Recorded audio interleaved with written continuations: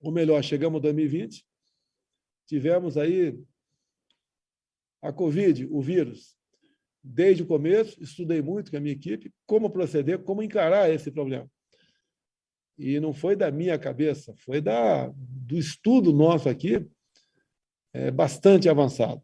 Decidimos que deveríamos combater o vírus, obviamente, apesar de ser algo desconhecido, buscamos alternativas. Qual seria um tratamento precoce para uma doença que ninguém sabia a sua origem ainda e as consequências, mas também sabíamos que tínhamos que evitar o desemprego em massa, porque ele viria. Governadores e prefeitos tiveram o sinal verde do Supremo Tribunal Federal para eles conduzirem essa política, e não eu. A mim coube apenas mandar recursos para estados e municípios. Fizemos a nossa parte. Com a política do fica em casa, a economia a gente vê depois. Vimos, num primeiro momento, que tínhamos 38 milhões de informais, são as pessoas que não têm carteira de trabalho, que trabalham durante o dia para comer à noite, iam ficar desamparadas. Criamos rapidamente um auxílio emergencial de R$600. Isso nos custava por mês 50 bilhões de reais, mas mantivemos essa política. Criamos 2 programas aqui conhecidos como BEM e PRONAMP, para evitar demissões em massa, e tivemos sucesso. Terminamos 2020 e 2021 com um saldo positivo de quase 3 milhões de novas carteiras assinadas e nenhum saque a supermercado, que a população com fome poderia trilhar esse caminho, por uma questão de sobrevivência contra a sua própria vontade. No início desse ano, eu estou sendo breve, começou o conflito Rússia-Ucrânia. No ano passado, tivemos também uma seca nunca vista nos últimos 90 anos no Brasil. Isso tudo influenciou na nossa economia, mas trabalhamos muito nessa área. Fizemos muita coisa pela livre iniciativa, pelo livre mercado. Ao longo desses anos todos, trabalhamos de modo que o Brasil passou a ser o 7º país mais digitalizado do mundo. Fizemos muita coisa que a imprensa aqui, obviamente, não divulgava, apenas tínhamos a mídia social para mostrar. Hoje, vocês veem os números da economia, o desemprego lá embaixo, a inflação também, ladeira abaixo, o preço dos combustíveis aqui, a gasolina está na casa de 80 centavos de dólar, o litro da gasolina, está bem mais barato que nos Estados Unidos. O etanol está na base de 60 centavos de dólares, o preço do etanol, do álcool. A energia elétrica baixou também o seu valor. Ou seja, o Brasil está sendo exemplo para o mundo. É uma coisa fantástica o que acontece em nosso país. Muito dinheiro de fora está vindo para cá para investimento, a confiança no governo. Estamos com uma certa estabilidade jurídica, que de vez em quando é abalada por decisões do Supremo Tribunal Federal, como, por exemplo, baixamos em 35% o IPI de todos os produtos. O Supremo diz que em determinados produtos você não pode baixar o IPI. Hoje, uma decisão do ministro Fachin dizendo que a quantidade de armamento e munição que pode ser comprado pela população não pode ser aquilo especificado em decreto, é aquilo que ele acha que tem que ser feito. E assim são as interferências do Supremo Tribunal Federal, bem como do Tribunal Superior Eleitoral, que trabalha o tempo todo prejudicando quem nos apoia, abrindo inquéritos completamente irregulares contra 8 empresários, fazendo busca e apreensão na casa deles, criando normas as mais absurdas possíveis, que só tendem a prejudicar quem é da direita. E nós estamos resistindo aqui, fazendo o possível. Hoje, as pesquisas, que não são confiáveis, me dão uma diferença aí de 8 pontos para o primeiro lugar, e há uma diferença enorme entre nós.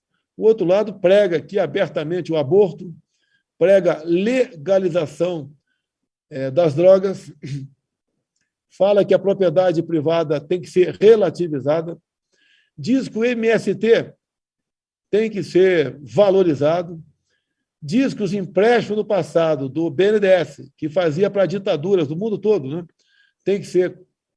Essa política tem que continuar.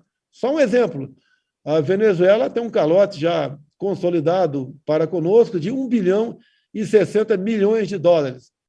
aproximadamente 5 bilhões de reais. Parte dessa grana para fazer um metrô lá em Caracas. Bem, lá tem metrô, em Belo Horizonte não tem metrô. E quem vai pagar essa conta somos nós. Na verdade, o Fundo de Amparo ao Trabalhador. Cuba também tem uma dívida conosco na casa de US$ 1 bilhão, também não vai pagar. Diz no contrato, eu só acreditei porque vi, no contrato assinado por Lula lá atrás, pelo PT lá atrás, que se Cuba não puder pagar a dívida, ela deverá ser feita em charutos. Ou seja, uma rápida demonstração para onde estava indo o Brasil, nas questões éticas, morais, suas pautas conservadoras, bem como na questão econômica. Recuperamos muito disso. O mundo todo tem interesse em nós, não só pelo nosso agronegócio. A Europa já está enfrentando problemas seríssimos com alimentos e vai piorar a situação com a chegada do inverno, agravada com uma crise de falta d'água como nunca visto na história da Europa. Rios, outrora navegáveis, agora não são mais navegáveis. A Alemanha, por exemplo, está consumindo carvão. Política deles, né, que condenava o uso de carvão. A França também. Medidas que cobravam de nós, agora estão sendo vítimas dessa própria cobrança. A França está ardendo em fogo as suas florestas há aproximadamente 40 dias.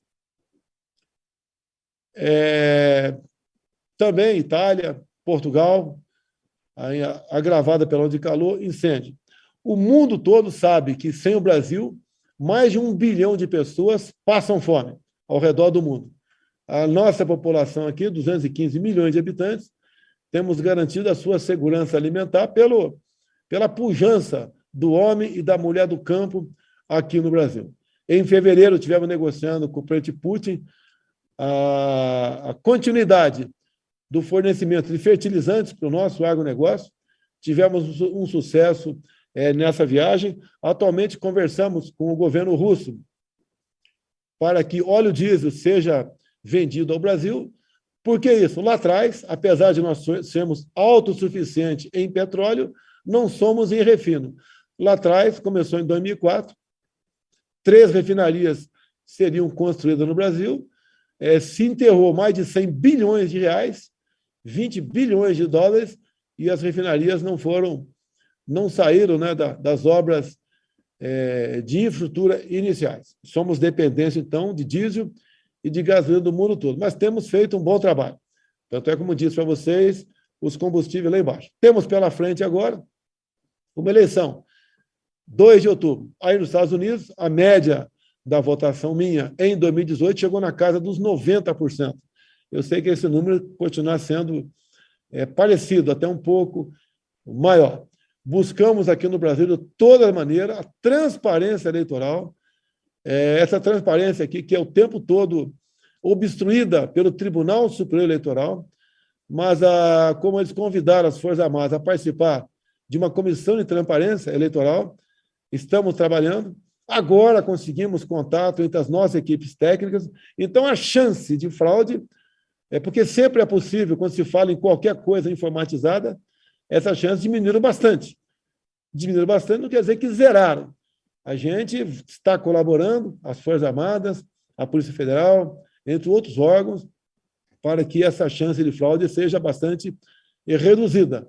Próxima de zero. Próxima de zero não é zero.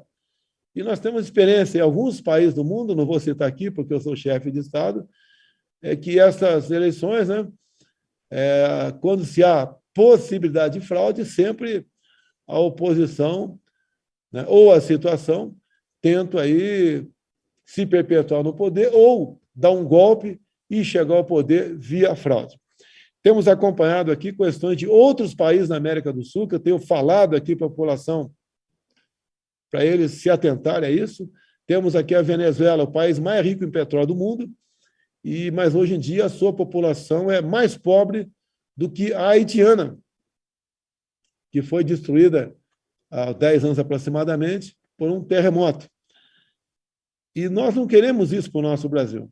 Eu tenho falado aqui muito que hoje em dia ainda chegam em média 600 venezuelanos a pé, fugindo da fome e da miséria lá de Venezuela, entrando em Roraima, lá na cidade de Pacaraima. Eu tenho falado, pessoal, eles chegam pesando, em média, 15 quilos a menos do que tinham há 10 anos atrás.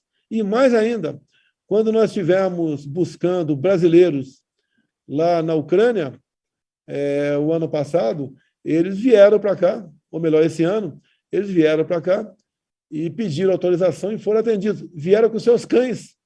Então, chegaram em média, chegaram uns 10 cachorros aqui no Brasil. O pessoal que vem da Venezuela para cá, 600 por dia, nenhum traz um cão, porque eles foram comidos lá na Venezuela. Então, o pessoal que defende os animais, que eu também sou um defensor dos animais, fala isso para eles. Não queremos isso para o Brasil. O que temos de comum entre os chefes desses estados, como, por exemplo, da Venezuela, entre outros da América do Sul, um outro da América Central, aí a Nicarágua, que agora a Nicarágua se fecha rádios e televisões católicas, se prende padres, se expulsa freiras. O que tem de comum essas pessoas e o atual ex-presidente da República do Brasil? Em comum, o Foro de São Paulo. Uma política, né, entre eles, de esquerda, comunista, que visa chegar ao poder a qualquer preço e se ajudam entre si.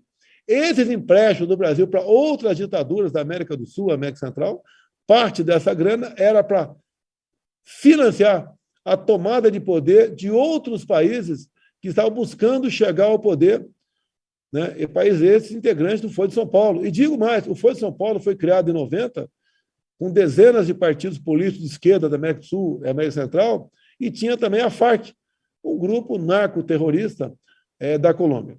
Então, o quadro do Brasil, no momento, é esse. Se a esquerda voltar para cá, tá? O nosso destino será o da Venezuela, será o da Nicarágua, será a escravidão do nosso povo. O que eu posso falar para vocês? Vocês que estão fora do Brasil, como regra, têm uma visão mais apurada, mais realista do que acontece no nosso país, o que levou a vocês sair do país há alguns anos e o que vocês querem para o seu país. Porque aqui vocês deixaram irmãos, pais, alguns até filhos, amigos, e não querem que o Brasil enverede para o comunismo, para o socialismo. O que eu posso pedir a vocês, né, além de agradecer, é esse momento que vocês estão nos oferecendo para conversar com vocês, porque vocês têm um movimento amanhã de apoio à nossa independência, eventos mais variados possíveis em algumas cidades dos Estados Unidos. É que vocês entrem em contato com seus parentes e amigos aqui do Brasil e mostrem para eles, porque alguns estão cegos, achando que o outro lado, em voltando, vai transformar isso num paraíso, o que, na verdade, vão transformar nós em todos iguais. É na miséria, é na pobreza. É mostrar para eles que, hoje em dia, nós temos um país ainda livre, ainda democrático, não temos problema de alimentos, não temos problemas raciais aqui dentro, não temos problemas religiosos aqui, a não ser pontuais. Temos fome, sim, mas pontual em nosso país.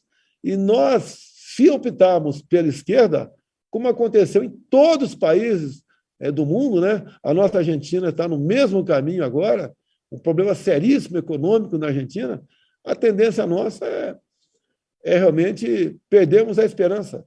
Há chance, há essa possibilidade, mais que tudo, tenho certeza que Deus está conosco, como esteve em 2018, mas o povo tem que fazer a sua parte. E assim é um pedido que eu faço a vocês para conversar com seus parentes e amigos aqui. Dificilmente não tem alguém de esquerda na própria família, mostrar para ele onde o Brasil pode chegar. Você quer morar num país igual a Venezuela, igual para onde está indo a economia da nossa Argentina, até há pouco tempo um país que rivalizava conosco nas questões econômicas? Então, a decisão passa por eles. Nós somos escravos das nossas decisões. Se nós acertarmos nas escolhas, o Brasil vai em frente. Eu tenho certeza, com mais um mandato, nós colocaremos o Brasil no rumo da prosperidade para nunca mais pensarmos em retrocesso. Então, a todos vocês, brasileiros, estão fora do Brasil. E a mensagem que eu tenho que dar para vocês. Se alguém quiser fazer alguma pergunta, estou à disposição. No mais, só tenho a agradecer a vocês por esse momento. o Brasil é nosso, o Brasil é verde e amarelo.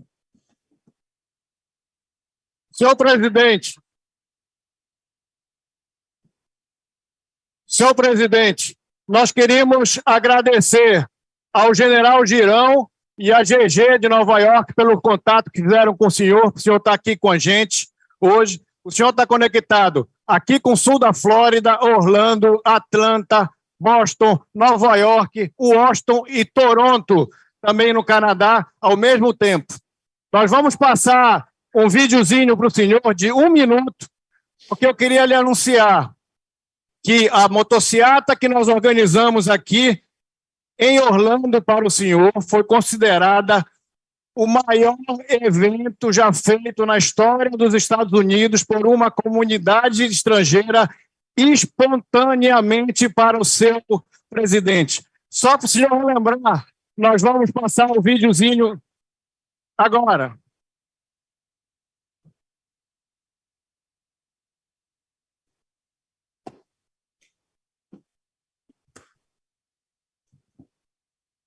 Isso foi em Orlando, nós tivemos mais de 1.000 motos e foi considerado o maior evento da história dos Estados Unidos feito por uma comunidade estrangeira para o seu presidente espontaneamente.